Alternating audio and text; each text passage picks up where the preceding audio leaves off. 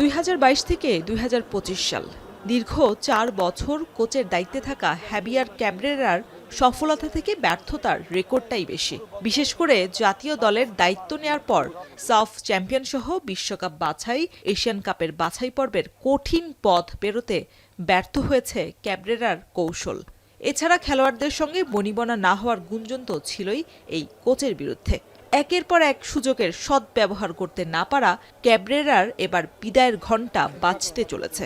ইতোমধ্যে বাফুফেতে বিদেশি অনেক কোচের জীবন বৃত্তান্ত জমা পড়েছে। কোচের কৌশল আর পরিকল্পনা নিয়ে খেলোয়াড়রা কি ভাবছেন? জামাল ভুঁইয়ার মতে, জাতীয় দলে টিকে থাকতে যেমন খেলোয়াড়দের পারফরম্যান্স বিচার করা হয়, ঠিক তেমনি কোচের সাফল্য ব্যর্থতাও বিবেচনায় নেওয়া উচিত।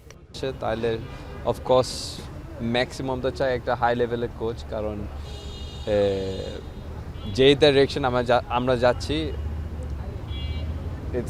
It's normal to as for high level coach না। But end of the day এটা প্লেয়ারদের ডিসিশন না, এটা বাফুফের ডিসিশন।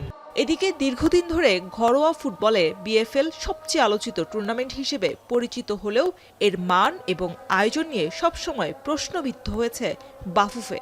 এবার ব্রাদার্স ইউনিয়নের হয়ে খেলা জামাল ভুঁইয়ার মতেও খেলোয়াড় তৈরিতে নতুন টুর্নামেন্টের পরিকল্পনা করা উচিত বাফুফের। ইন্ডিয়া আইএসএল এমন একটা লিগ দরকার বাংলাদেশ।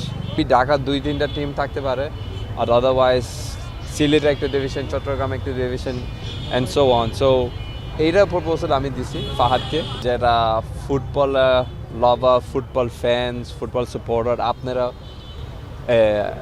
ওরা সবাই মিলে will be more interested in the local league. মার্চে এশিয়ান কাপ বাছাইয়ে সিঙ্গাপুরের বিপক্ষে পূর্ব নির্ধারিত ম্যাচ রয়েছে বাংলাদেশের। এর আগে র্যাঙ্কিংয়ের উপরের দিকে থাকা দলের সঙ্গে খেলার আগ্রহের কথা জানান এই ফুটবলার। শরীফ রওশন, এখন, ঢাকা।